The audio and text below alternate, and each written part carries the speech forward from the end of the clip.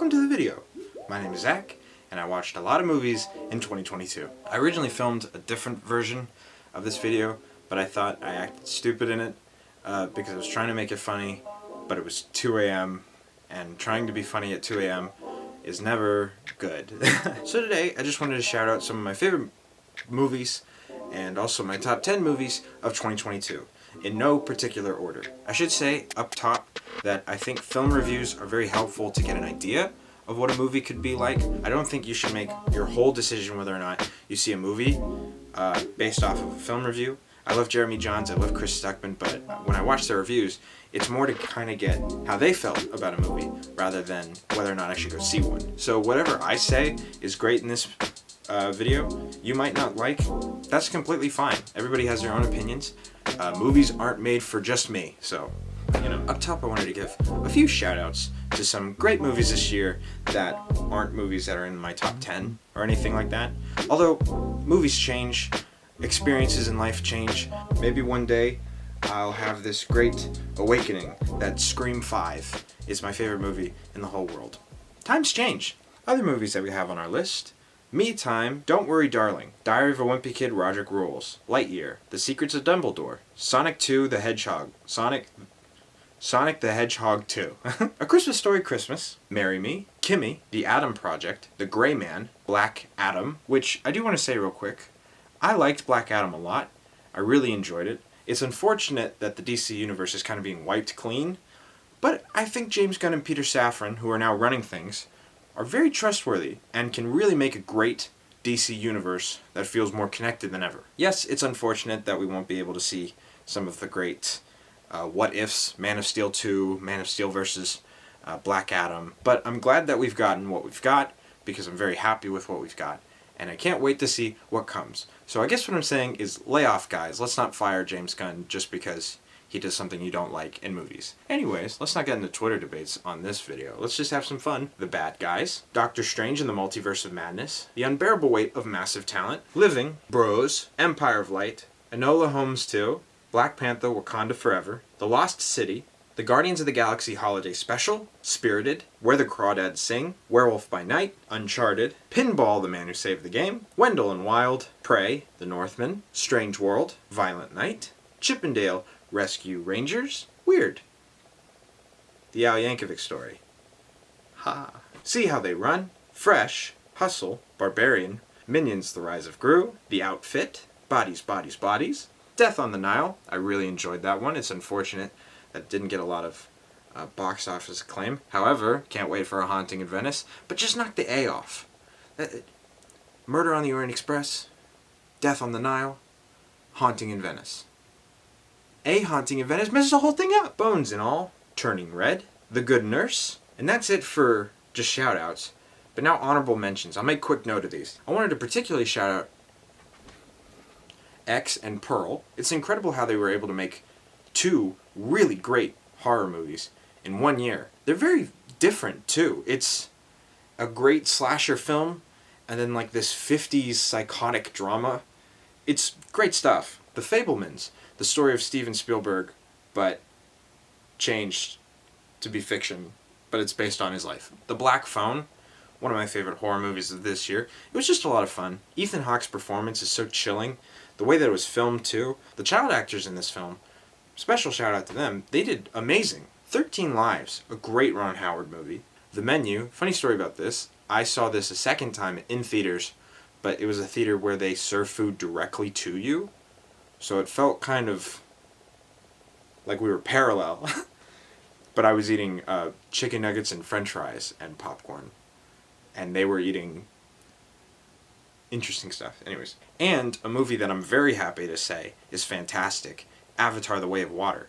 One of the most expensive movies of all time. Turns out to be a great movie. Who would have thought? And I'm happy to say that I'm very excited for Avatar 3, which, I mean, funny enough, is more than I said about Avatar 2. So, anyways, let's kick off my top 10 movies, in no particular order. Number 10. A movie that is so endearing, so sweet, so beautiful, so reminiscent of how amazing life can be, all directed by a guy and a shell. Marcel the Shell with Shoes On. Dean Fleischer Camp and Jenny Slate are phenomenal.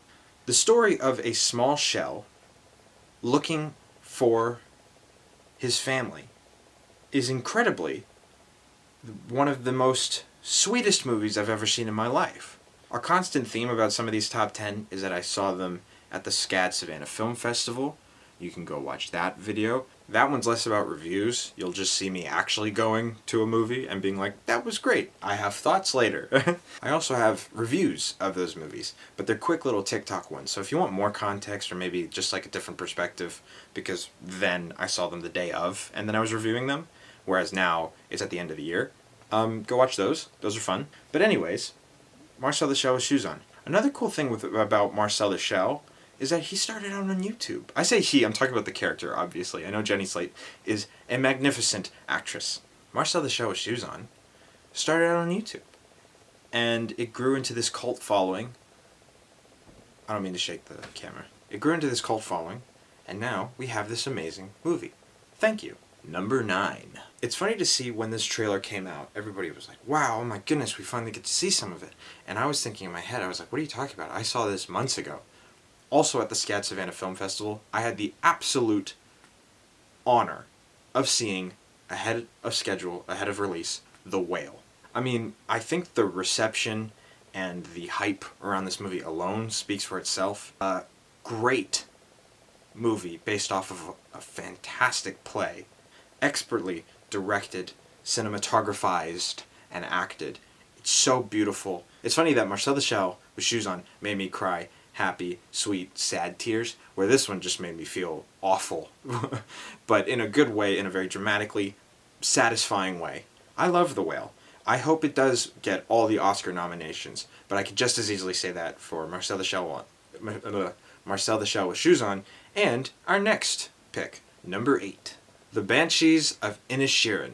I mistakenly called The Banshees of Inishmore in my TikTok reviews of the video. I did not mean to say that. I just read a play earlier. I believe it was called The Generals of Inishmore, or The Admirals, or something like that. I read a play with Inishmore, and I got that confused with Inisherin. My mistake. The Banshees of Inisherin is a very simple plot. A man doesn't want to be friends with another man. And all of the drama, the story, the beautiful, beautiful ideas and writing that comes from that is just so incredible. Martin McDonagh, he wrote the play that I got confused with. He also did 3 Billboards Outside of Ebbing, Missouri, my favorite movie of 2017. Colin Farrell, Brendan Gleeson, Kerry Condon, who was at the film fest, which was really cool. Magnificent performances. Barry Keoghan as well. It's such a simple story, but told through breathtaking visuals, amazing moments, and just all around a really well put movie. Apologies if I end up repeating myself with some of these movie reviews. Okay, number 7. Easily my favorite movie, or my favorite horror movie of this year. A lot of people compare this movie to Jaws meets Close Encounters of the Third Kind, and a lot of people, I feel like, shouldn't have compared it to his 2 previous films, because I think that you can enjoy separate things just as much as the rest. Jordan Peele has made 3 5-star movies within his filmography thus far, and I can't wait to see more. Get Out, Us, and number 6's pick, Nope. Nope is awesome. I don't want to say any more story details. Don't watch the trailer, don't look at the posters, don't look it up online. You will have something spoiled. Just go watch it. Do I even need to mention the amazing cinematography, the amazing performances, the great story? It was so thrilling, and it also brought the most terrifying scene I've ever seen in a movie. And all I'll say is that it has to do with a throat. I think that's the best way I'm going to describe it. Oh, the sound design, especially, is what makes this movie so chilling. I'm in love with this movie. I'm very happy I was able to see it. And thank you, Jordan Peele. I hope you make much, much more content, whether it be horror or comedy, because you seem to be a legend at both. Number 6. I feel like I should get my prescription Ray-Bans for this one, because yes, they do make prescription Ray-Bans.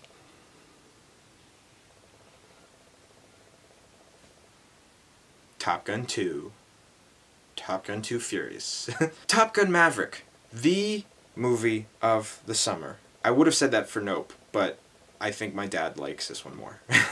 My dad was also a fighter pilot, so he's kind of biased, you know. Tom Cruise, regardless of the controversies and the religion, I'm sorry, Tom Cruise is one of the greatest showmen of all time. Top Gun 2 manages to be one of, if not the best, legacy sequel I have ever seen. I think Tom Cruise proves again that he is one of the greatest and best action stars. Top Gun Maverick is a movie that I think anybody and everybody could enjoy. Personally, I'm not that big of a fan of Top Gun 1.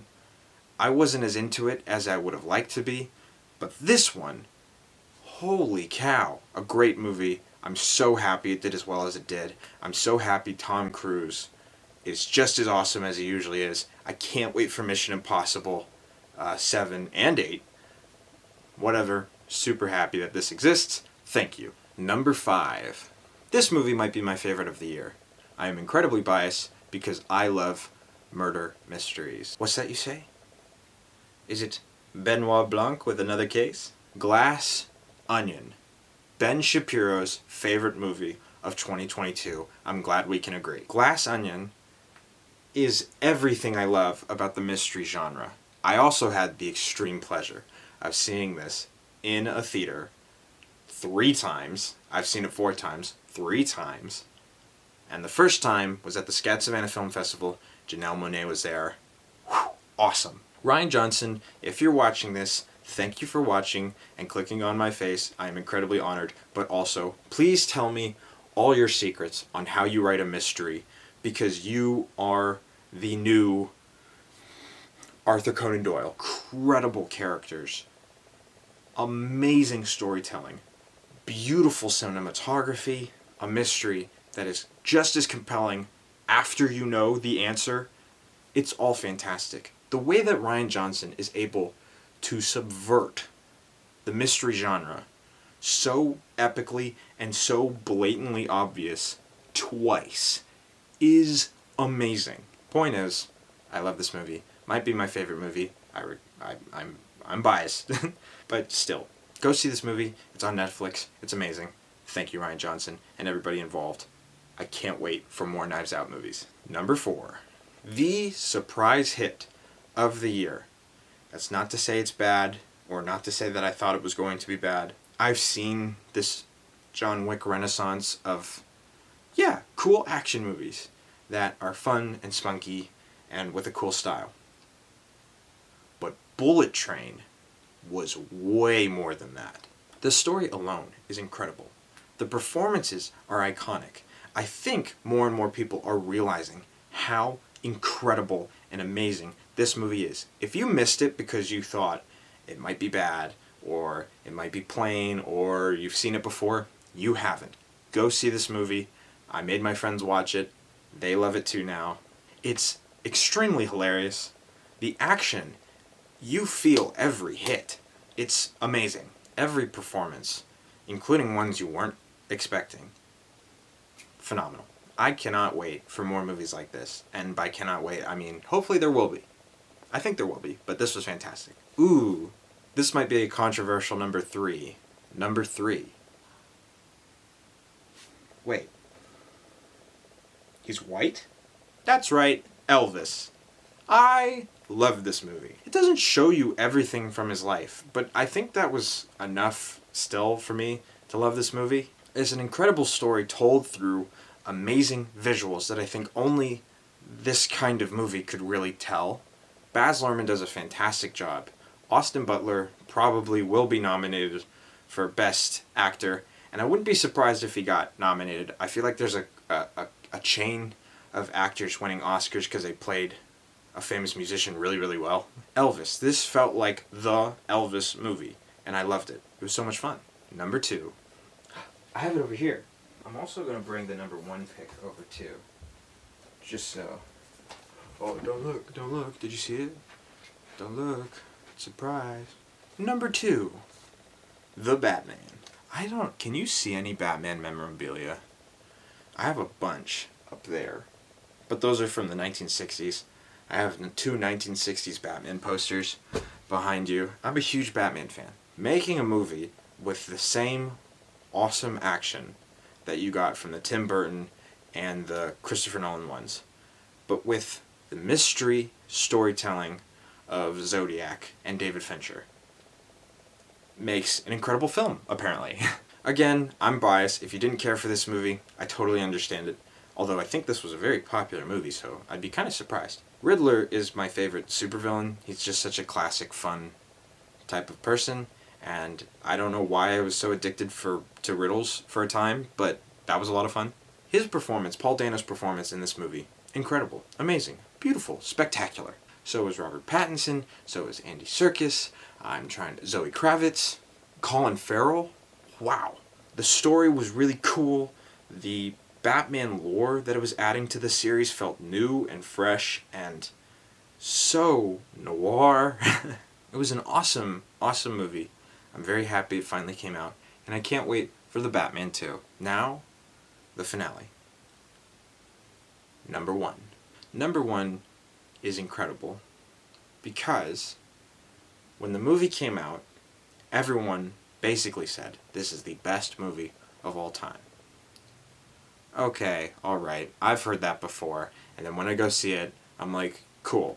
My expectations skyrocketed, and the movie did not meet them, even though it's still an incredible movie. My experience was kind of thrown off because of that comment. However, more people went to go see it, and also came out saying it was the best movie they've ever seen. Okay, that's interesting. It's very rare for a movie to be able to hold that title consistently. So, when I was given the extreme pleasure to be able to go see this at a SCAD theater, I was blown away. I had one of the best nights of my life in a theater. I'm incredibly grateful that I got to see it with so many friends and so many people that enjoyed it just as much as I did. You can kind of see one of the gifts that my friend made. She works the theater and she just put a bunch of googly eyes on a popcorn box because she was bored, and then she gave it to me. Thank you so much. I am, of course, talking about the movie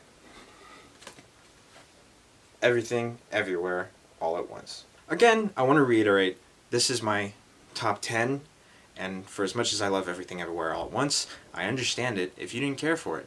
If you loved Morbius from this year, that's all you, brother. I have no ill will towards any of that. Your opinions, you love it, I love it. Movies aren't made for a single person, they're made for everybody, so obviously not everybody's going to like it, but hopefully a majority do, and we all just get to have a fun time at the movies. Everything Everywhere All at Once was an extremely, extremely fun time at the movies. This movie handled the multiverse concept expertly well. It was satisfying when they would do multiverse stuff. The story is so brilliant. Daniel, thank you. It was so cool to see how she would have to access new powers. I won't say anything else other than that, but go watch it. Obviously, go watch every movie that I've suggested. They're all great. Michelle Yeoh is fantastic. I immensely apologize if I butcher any of these names. If you ever see me in person, I will happily let you slap me on the wrist. But, wrist? I don't know. I just feel like I need to say these names. Michelle Yeoh. Stephanie Hsu. I'm going to butcher all these names, but you deserve recognition, and I'm going to fight through the cringy pain. Ke Huy Quan, Jenny Slate, Harry Shum Jr., James Hong, and Jamie Lee Curtis made an amazing